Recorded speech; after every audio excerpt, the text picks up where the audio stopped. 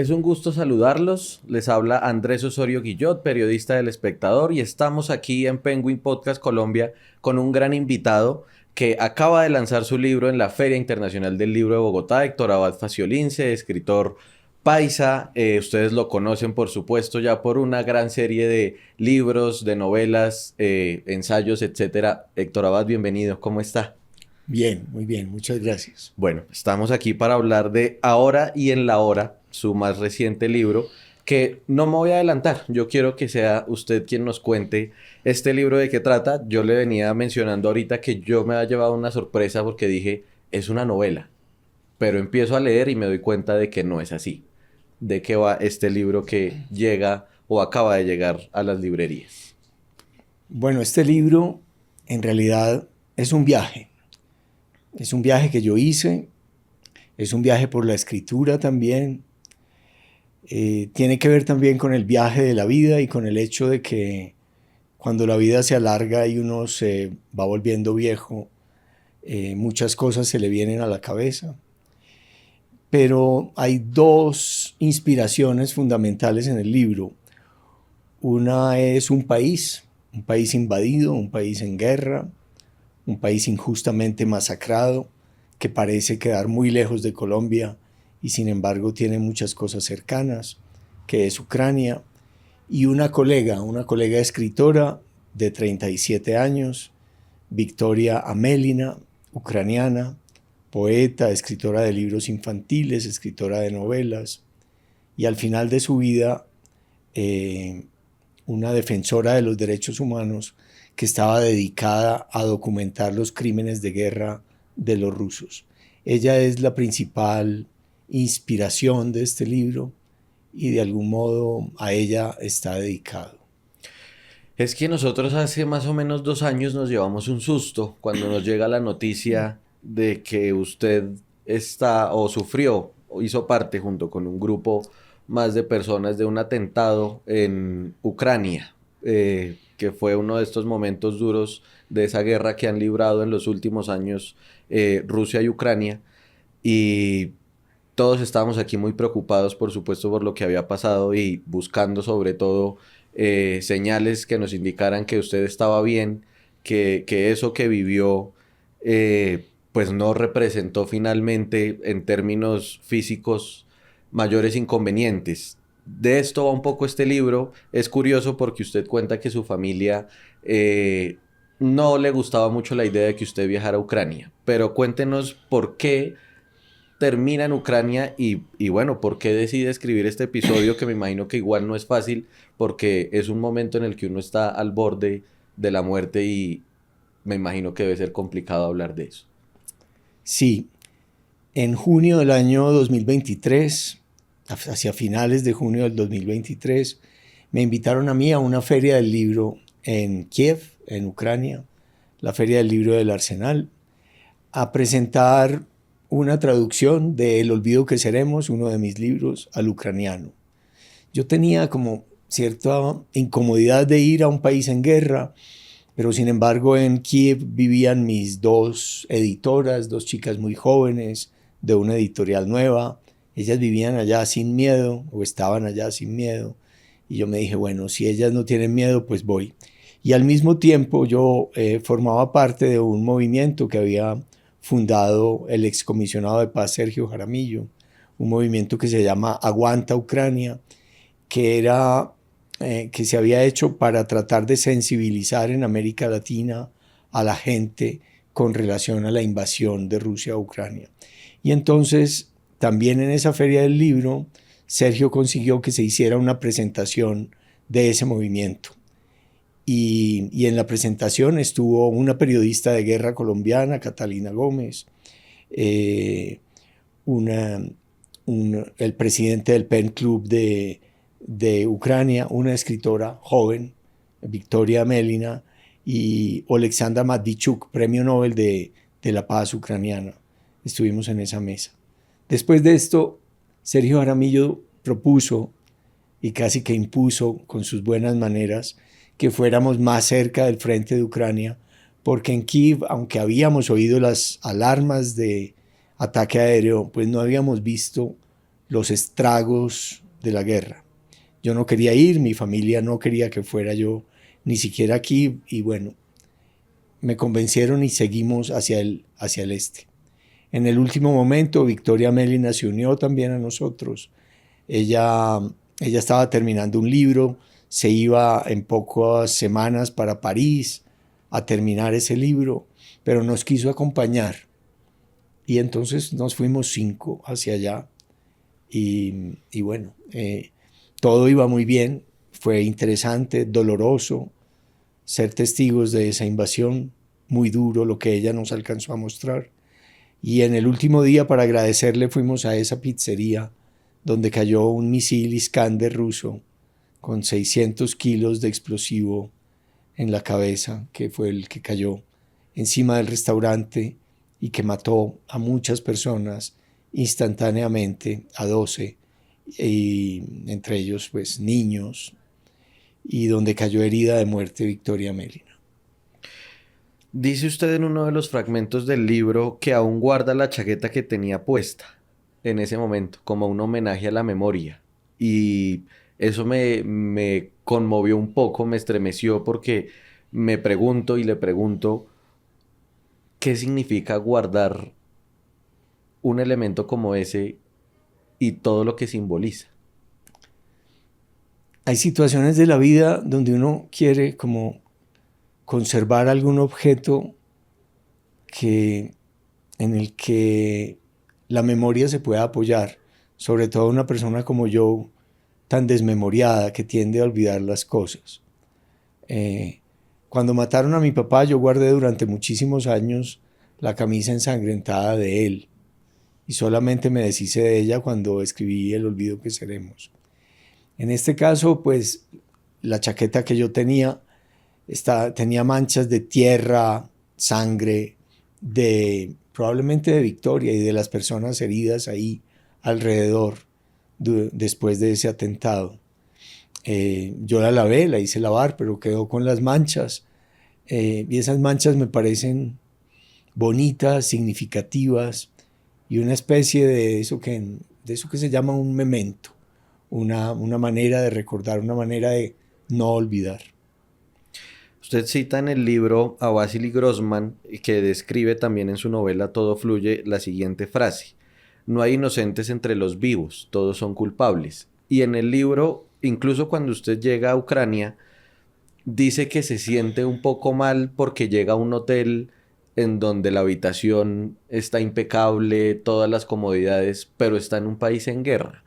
Y aquí usted habla de esa culpa que me pareció también muy interesante, que se siente por seguir vivo, por estar vivo y por precisamente como lo fue antes de lo que vivió, pues acceder a ciertas comodidades que usted sabe que fuera de ese hotel no están, porque la realidad es otra.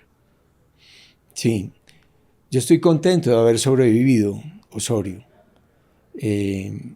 A uno nunca le molesta que lo manden a un buen hotel o que por situaciones de la guerra un buen hotel sea muy barato y nos lo podamos permitir. Pero también es muy injusto tener esas comodidades en un país donde han muerto 1 millón de soldados entre rusos y ucranianos y decenas de miles de civiles ucranianos, y donde la mitad de la población ha tenido que desplazarse, son desplazados de guerra hacia otros países o hacia otras partes de Ucrania. Pero la culpa mayor que yo sentía, y lo que yo nunca he podido explicarme bien, es que en ese restaurante donde estábamos, yo estaba sentado a la izquierda de Sergio Jaramillo y no le oía bien porque yo soy muy sordo por este oído, y después de esa explosión quedé más sordo todavía. Y entonces yo me cambié de puesto para quedar a la derecha de Sergio, de manera que yo pudiera oírle con esta otra oreja que oye un poco mejor. Tendríamos que cambiarnos de puesto hoy también, entonces. Si quiere arriesgarse, podemos cambiar de puesto. Y en el puesto en el que yo estaba se puso Victoria, se corrió más cerca de Sergio. En el puesto donde estaba Victoria se puso Catalina. Entonces hicimos como una pequeña ruleta rusa, obviamente sin pensar que estábamos jugando a la ruleta rusa. Pero de algún modo el puesto en el que yo estaba era el puesto que estaba destinado a que una esquirla o un pedazo de aluminio o algo cayera y entrara brutalmente por detrás de la cabeza hasta matarlo a uno. Y como Victoria tenía exactamente la misma edad de mi hija, 37 años, habían nacido en el mismo año 86, el año de la catástrofe de Chernóbil. Todo esto me produjo una especie de locura y de culpabilidad muy extraña. ¿Por qué en una situación límite algunas personas sobrevivimos y por qué otras, en este caso la más joven del grupo, fallece, se hunde? Repito, yo estoy contento de haber sobrevivido, pero no deja de ser misterioso, sorpresivo, desagradable que ella haya muerto frente a mí, triste, ante todo triste que ella haya, no sé, es que en todo el libro discuto también muchos conceptos como destino, providencia, azar, necesidad. Y claro, no, yo que soy un racionalista tiendo a pensar que todo se debe al azar y que sentir culpa es probablemente un rezago judeocristiano que uno no debería tener tanto. Porque en realidad la culpa, la única culpa la tiene Putin y el ejército ruso que arroja un misil de alta precisión en un blanco civil. Esos son los verdaderos culpables. Pero extrañamente nuestra mente no deja de sentirse culpable porque algo así haya pasado en la misma mesa donde te disponías a comer. Pues precisamente aquí hay otro fragmento en la página 177 donde usted dice: a cualquier hora no estás menos muerto, pero hay en la exactitud un deseo de que la vida se aleje del caos, del azar, de lo absurda y trágica que puede ser. Y también quería preguntarle cómo empezó a rondar después de todo esto que pasó, esa pregunta por el azar, de por qué a mí, por qué en ese momento, por qué fui a Ucrania, o sea, si hubiera ido en otro momento quizá no hubiera pasado. Empiezan una serie de preguntas al infinito sobre el tema del azar. Sí, los seres humanos tenemos esta cosa que se llaman los futuribles o los exfuturos también, las cosas que nos pasan y que podrían no habernos pasado o que hubiera podido ocurrirnos algo muy distinto. ¿Por qué fuimos a esa fiesta a la que no queríamos ir, donde conocimos a la mujer de la vida? ¿Por qué, no sé, por qué mi hijo cogió tal carretera donde tuvo tal accidente y no sé, y se le partió una pierna? Y bueno, sí, naturalmente, y como uno no entiende nada, la mente humana también busca exactitud para ver si en la exactitud encuentra algún motivo. Para mí era importante saber exactamente a qué hora, de qué día se había muerto Victoria, a qué hora de aquel día había caído el misil, y puedo establecer que fue el 27 de junio del 2023 a las 7:28 de la tarde, poco antes del toque de queda, durante una ley seca, y mientras Sergio Jaramillo y yo estábamos infringiendo la ley seca porque estábamos a punto de brindar con un trago de whisky de contrabando. Todos esos detalles, probablemente a Sergio Jaramillo lo salvó el hecho de que él estaba escondiendo la botella de whisky debajo de la mesa y él estaba agachado debajo de la mesa cuando cayó el misil. Y por qué fui yo al baño en un momento dado poco antes y volví y el baño quedó totalmente destrozado y si había alguien en el baño también falleció. Son cosas que no podemos explicar, que solo el azar explica. O mis hermanas lo explican con la providencia, con la intervención de mi mamá o de algún santo, u otras personas lo explican con que no era tu día y no te tocaba, etc. Bueno, todas esas perplejidades yo trato de expresarlas en este libro, sin llegar a un análisis filosófico, pero a expresarlas. Aunque no hay un análisis filosófico, sí hay referencias filosóficas. Y aquí usted habla de Epicuro cuando dice que el futuro no es nuestro. Y dice acá, pues depende de otros, de azares y fortunas, pero tampoco es completamente ajeno. Y más que hablar del futuro, que sí, me parece propicio preguntarle ¿cómo cambia esa relación con el tiempo después de vivir un episodio así? Sí, todo esto me hizo reflexionar mucho de mi relación con el tiempo. Primero que todo, lo que ya dije, la coincidencia de que Victoria y mi hija fueran del mismo año. Después que yo tuviera poco menos de la edad de mi padre cuando lo mataron. Es decir, a mi papá lo mataron a los 65 años, esto era en junio, y yo en octubre iba a cumplir 65 años. Y si mi destino hubiera sido no cambiar de puesto por mi sordera o por mis ganas de oír, pues mi destino habría sido fallecer de muerte violenta e injusta por una causa justa, creo yo, como mi papá. Pero yo nunca he tenido madera de héroe, ni ganas de ser un héroe, ni estaba ya haciendo una campaña de protesta, estaba manifestando muy tímidamente mi solidaridad con Ucrania. Eso era todo, no me merecía ni siquiera una muerte heroica, para nada. Esto me pasó por casualidad. Sin embargo, me pasó por casualidad y sentí la necesidad urgente de escribirlo. Yo solamente he sentido la urgencia de escribir libros con el del olvido que seremos y con este. El del olvido fue una urgencia postergada muchos años. Este fue una urgencia que quise acometer rápido, también para poder emprender una relación para volver al tiempo con el pasado, de descanso, de no seguir rumiando la culpa y de poder dar el testimonio que Victoria ya no podía dar y poder un poco descansar de la responsabilidad de tener que dar ese testimonio. Ahora, curiosamente, en los últimos meses me ha cambiado mucho la vida. En este libro y en el primer artículo que yo publiqué sobre este misil que nos cayó, a mí me impresionó mucho la muerte de dos gemelas de 14 años que estaban comiendo con el papá en ese mismo restaurante, en esa pizzería.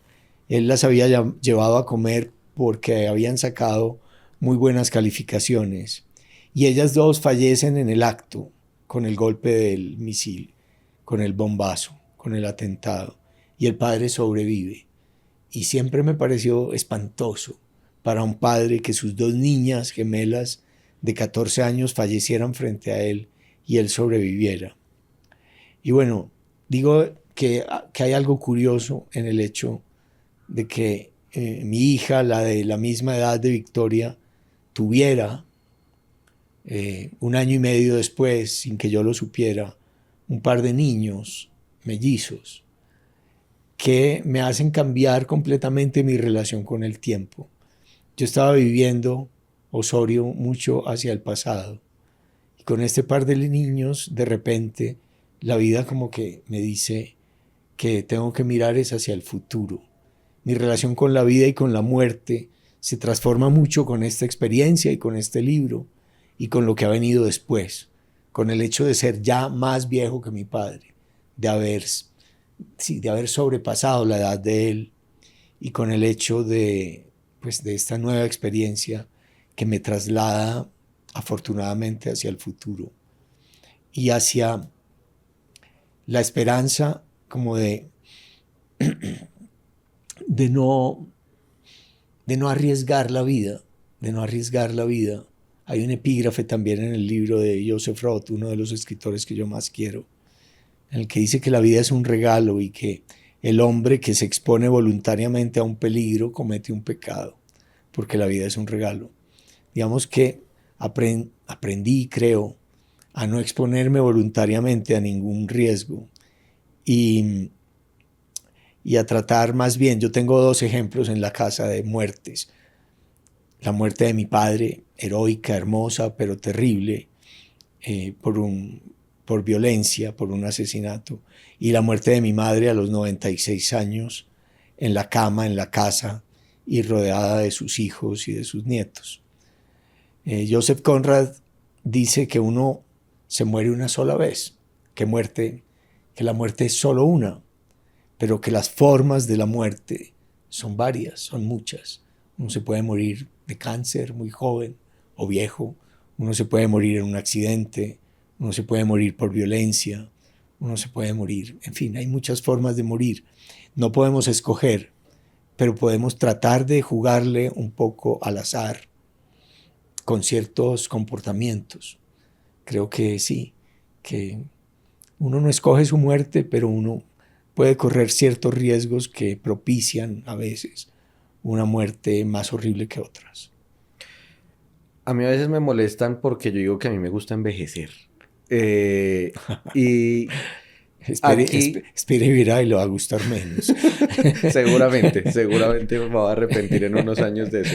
Pero aquí hay cierta exploración a eso, a la vejez. Y Sí, obviamente partiendo del libro, pero también de esto que le acabo de contar, siempre me causa mucha curiosidad preguntarle a quienes lo abordan en la literatura sí, cómo afronta la vejez, cómo la vive, qué piensa ahora de ella. sí. Bueno, cuando a mí me hacían el cuestionario de Proust, que se lo hacen a los escritores muchas veces, la última pregunta es siempre cómo se quiere morir. Y yo siempre decía, dándome cuenta de que me estoy muriendo, porque la muerte es la última experiencia que uno tiene en la vida. Y entonces envejecer para mí es como si mi Dios, en el que no creo, me hubiera castigado atendiendo a mis súplicas. Me he ido, yo siento que la vejez en mi caso ha sido irme desprendiendo poco a poco de lo que es la vida.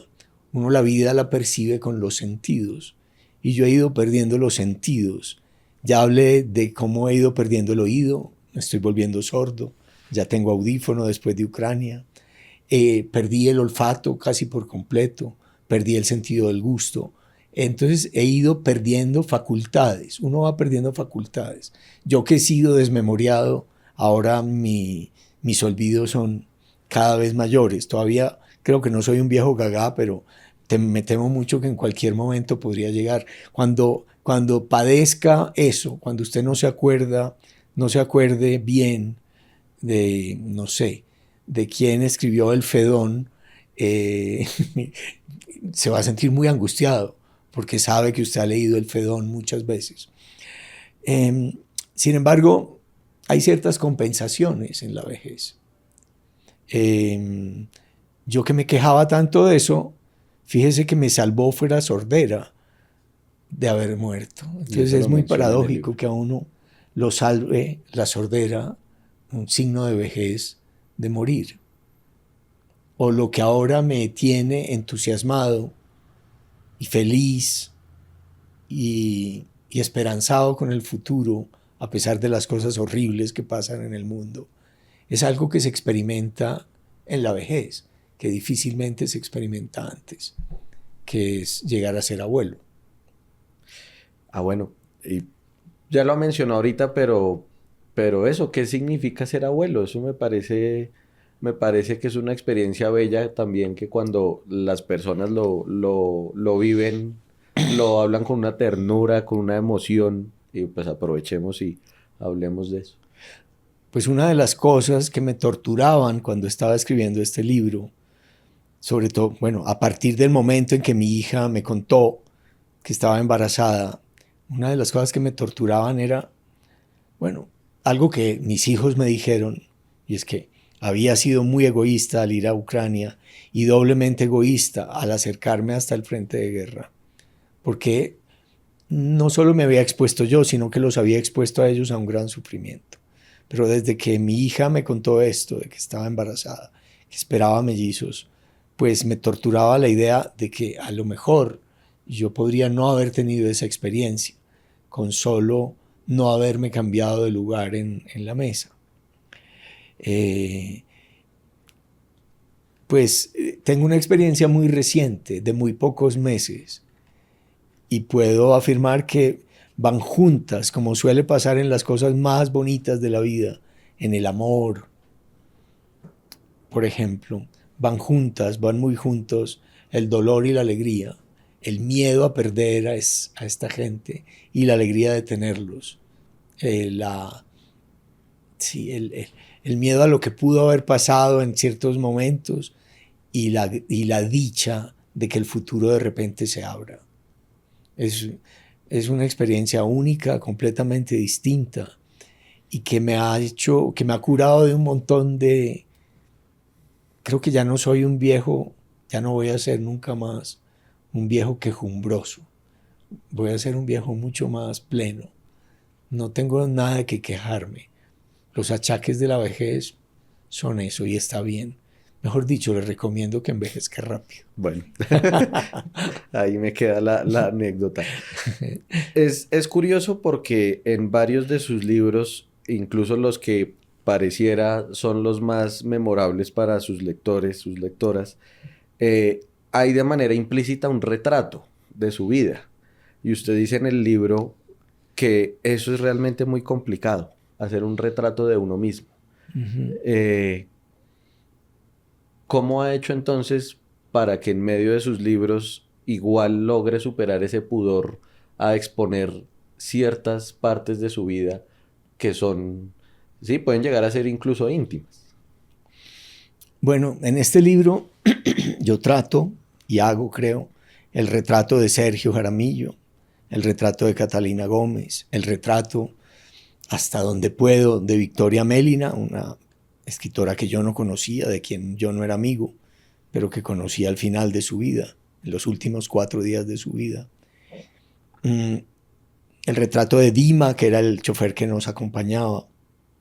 Y sentía que como yo estaba ahí, pues debería ser el mío también. Yo creo que uno se retrata más cuando hace el retrato de los demás que cuando hace el propio. Porque hacer el propio, bueno, no sé, los pintores lo hacen mucho. Ver cómo hace Rembrandt a lo largo de su vida sus autorretratos es muy interesante. Y en el caso de él es más bonito porque él no se halaga, sino que se pinta tal como es y no oculta ninguno de los signos de su envejecimiento, sino que uno puede ver en los 5 o 6 autorretratos de Rembrandt la crudeza, pero también la precisión con que él lo logra. Ese sería, yo creo, un modelo pictórico para cualquier literato que quiera hacerlo. En fin, yo no sabía cómo hacerlo y cuando uno no sabe cómo hacer, eché mano de un par de autorretratos que había escrito en poesía y no había publicado y les dije a mis editoras, bueno, escojan el menos malo y ellas pusieron el que consideraron menos malo. ¿Por qué el título del libro es Ahora y en la hora? Porque en general la muerte es una cosa de una sola persona, es una cosa solitaria, es una cosa de un momento. Y curiosamente en el Ave María, que yo no es que yo la rece, pero mi mamá era muy creyente y bueno, y siempre que se rezaba el rosario en la casa de mi abuela, con curas y con personas que asistían al rosario, pues las Ave Marías eran una cosa reiterada. Yo supongo que de niño lo que me gustaba era la rima, la repetición de esas dos, de esas ahora y en la hora, ahora y en la hora, que en otras lenguas no se da. Lo he investigado, no está en el Ave María en latín, ni en italiano, ni en francés, ni en inglés. No hay una rima, solo en español se da esa rima. Pero lo interesante es lo que sigue y lo que el lector debe completar si tiene alguna noción de catolicismo, es que aparece la palabra nuestra, que es como una muerte de muchos. Y en un atentado de este tipo no es la muerte de uno, es la muerte de varios, es la muerte de un nosotros. Entonces lo que queda implícito es esa curiosidad de que la muerte suele ser de una sola persona y en este caso es de 70 heridos, 12 fallecidos de inmediato, un bebé de 8 meses con la cabeza destrozada, y una mujer que parece quedar bien, que está simplemente pálida, pero que fallece poco después. Entonces es como si esa hubiera sido de verdad la hora de nuestra muerte, no la hora de mi muerte, ni la hora de Victoria, de la muerte de Victoria, o de esas 2 gemelas de las que hablé, sino una muerte. En las guerras con las armas modernas se da esta extraña muerte, no solitaria, sino colectiva. Entonces es eso, y es también un guiño al lector para que sepa que en este libro se habla, el tema de la muerte va a estar muy presente. Usted empieza en el libro hablando de esta especie de tragedia de no poder escribir. Las palabras no surgían, las palabras no salían y también quería que habláramos de eso, de esa tragedia, porque para un escritor que las palabras y el lenguaje no fluyan y no aparezcan, pues debe ser también muy angustioso. Si yo este libro lo escribí en realidad un libro doble. Uno se llamaba, perdón, Tranquilo. Con tres dedos se escribe, que es como escribimos, ¿no? Con tres dedos se escribe. Yo el primer manuscrito de mis libros lo suelo hacer a mano en libretas. Y el otro se llamaba Ahora y en la hora. Pero nunca había tenido tanta dificultad para escribir. Sobre todo para escribir correctamente. A mí que no me cuesta, o no me costaba mucho escribir. A mí, yo cojo un bolígrafo y las palabras me fluyen más o menos fácil. Me fluyen, no sé, estoy como muy entrenado. He escrito no sé cuántos años, 40 años, artículos de opinión ahora en El Espectador, y nunca he dejado de mandarlos. Las palabras me llegan, me acompañan, y en este libro no me acompañaban ni las palabras, ni la lógica, ni siquiera la ortografía, ni siquiera la sintaxis. Es como si me hubiera abandonado el don de la escritura. Yo estaba psicológicamente muy mal. Me costó mucho escribir este libro doble. Y entonces sí, que haya salido ahora, precisamente cuando veníamos en el carro hasta acá, a mí me entregaron el primer ejemplar y yo me sentía muy feliz, como si fuera mi primer libro. Yo creo que para escribir este libro tuve que volver a aprender a escribir de cierta manera. Sobre todo tuve que aprender a escribir este libro en concreto. Y me costó muchísimo. Y nunca había recibido tanta ayuda de mis editoras. 3 editoras, una que tengo en la casa, mi mujer, Alexandra Pareja, y 2 editoras, Carolina del Norte y Carolina del Sur, que tengo la del norte en España y la del sur aquí en Bogotá. Ellas, los escritores con trayectoria o sin ella, necesitamos mucho.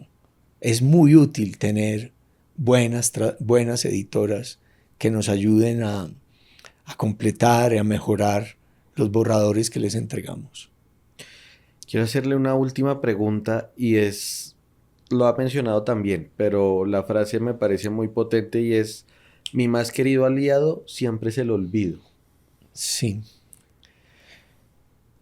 Sí, digamos que yo tenía urgencia de escribir este libro porque muchas veces me he despertado con la pesadilla de una explosión terrible y me he despertado con el mismo miedo que sentí en ese instante en Kramatorsk, cuando caí al suelo, cuando perdí la noción del tiempo, cuando perdí la noción del espacio, cuando el humo, el polvo, los gritos de dolor y de terror me despertaron, y cuando me levanté y vi la escena dantesca de heridos y de Victoria malherida, aunque todavía con pulso. Yo sentía la responsabilidad de escribir esta historia, pero también la necesidad de hacerlo para dejar que mi cerebro haga eso que tan benévolamente hace siempre conmigo, que es olvidar por lo menos los detalles más horribles. Perder la memoria de lo horrible como que un poco te limpia. Yo tenía que escribir este libro más con la memoria que con cualquier fantasía o con cualquier imaginación. Pero después de haber hecho ese esfuerzo, sé que eso que viví se va a empezar a desfigurar, a deformar, y me va a dar cierta paz y cierta serenidad para poderme dedicar a vivir con la gente que quiero, lo que me quede por vivir, sin la obsesión, sin el rencor, sin el dolor y la ira de la experiencia vivida permanentemente en el frente, en la frente, en el lóbulo frontal o en la memoria más viva de las cosas que uno vive. Pues quisiera que para despedirnos le dejara un mensaje a la gente que va a escuchar, que va a ver este video podcast y pues que los invite a leer la novela. El libro, perdón, novela no es. Hay muchos libros maravillosos. Si se cruzan con este y leen el primer párrafo o abren una página al azar y les llama la atención y piensan que puede resonar con alguna memoria de ustedes o con algún pensamiento, pues también este puede ser, pero no es el libro que yo más recomiende, ni mucho menos. Hay muchos libros mejores. Perfecto, me adhiero ese mensaje. Y bueno, pues Héctor Abad Faciolince, muchas gracias por haber estado aquí en este capítulo de Penguin Podcast Colombia. Y bueno, igual, así lo acaba de decir, invitados a que compren, a que busquen en las librerías Ahora y en la Hora la más reciente obra de Héctor Abad Faciolince.